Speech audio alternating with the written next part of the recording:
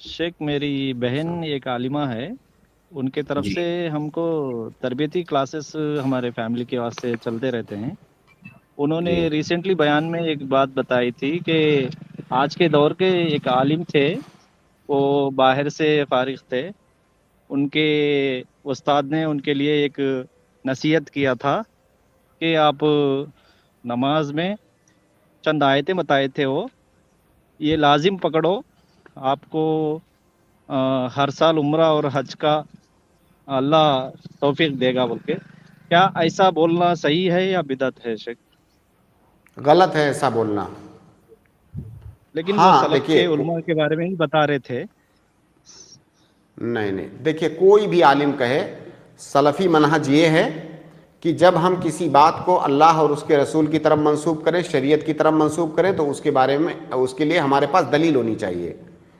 کیا اللہ کے نبی صلی اللہ علیہ وسلم یا صحابہ کرام یا کسی سے اس طرح سے مروی ہے کہ فلاں آیت پڑھو گے تو حج عمرہ تمہیں نصیب ہوگا؟ اگر ایسی کوئی دلیل ہے تو میں اپنی بات سے رجوع کر لوں گا،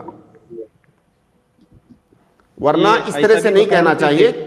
کسی آیت کی ایسی کوئی فضیلت نہیں بیان کرنی چاہیے جو فضیلت جو ہے نصوص کے اندر وارد نہیں ہے۔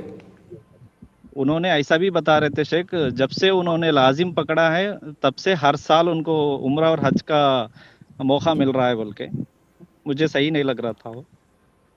نہیں نہیں، یہ غلط بات ہے۔ یہ ان کو اللہ رب العالمین کی جانب سے حج اور عمرہ کی توفیق مل رہی ہے، اس کو انہیں اس بات سے جو ہے نہیں جوڑنا چاہیے کہ میں فلاں آیت پڑھ رہا ہوں اس لیے مجھے حج عمرہ کی توفیق مل رہی ہے۔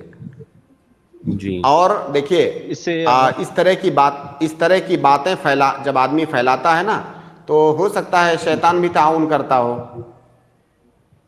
جی جیسے اگر اتفاق سے، جیسے جو تعویذ گنڈے کرتے ہیں شیخ، جی کسی نے تعویذ کروایا کسی کام کے لیے، اس کا وہ کام ہو گیا، اب وہ جی سوچتا ہے اسی تعویذ کی وجہ سے وہ کام ہوا ہے، حالانکہ وہ کام ہونا تھا، پہلے سے ہونا تھا، لیکن وہ تعویذ شیطان نے کروایا، اب وہ اس کا عقیدہ بن گیا کسی تعویذ کی وجہ سے ہوا۔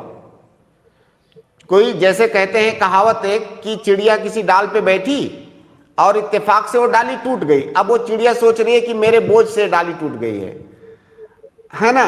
تو وہ ان کو حج عمرے کی توفیق اللہ تعالیٰ نے دی جو ملنی تھی، اب وہ سوچ رہے ہیں کہ فلاں آیت پڑھنے کی وجہ سے مجھے حج عمرے کی توفیق ملی ہے۔ آپ اللہ تعالیٰ سے دعا کیجئے، کسی آیت کے بارے میں یہ تخصیص مت کیجئے کہ فلاں آیت پڑھیں گے تو حج عمرہ کرنا نصیب ہوگا۔ یہ تو اس آیت کی خاص فضیلت ہو گئی نا جس کے لیے دلیل چاہیے۔ بات ہے۔ تو یہ کہ عبادت ہے شیخ، اس کے لیے دلیل ہونا ضروری ہے نا شیخ؟ بالکل بالکل ضروری ہے۔ کسی بھی، آپ یاد رکھیں، قرآن کی کسی بھی سورت یا کسی بھی آیت کی کوئی خاص فضیلت اگر آپ بیان کر رہے ہیں تو اس کے لیے دلیل چاہیے۔ عام فضیلت تو پورے قرآن کی ہے، خاص فضیلت کے لیے خاص دلیل چاہیے۔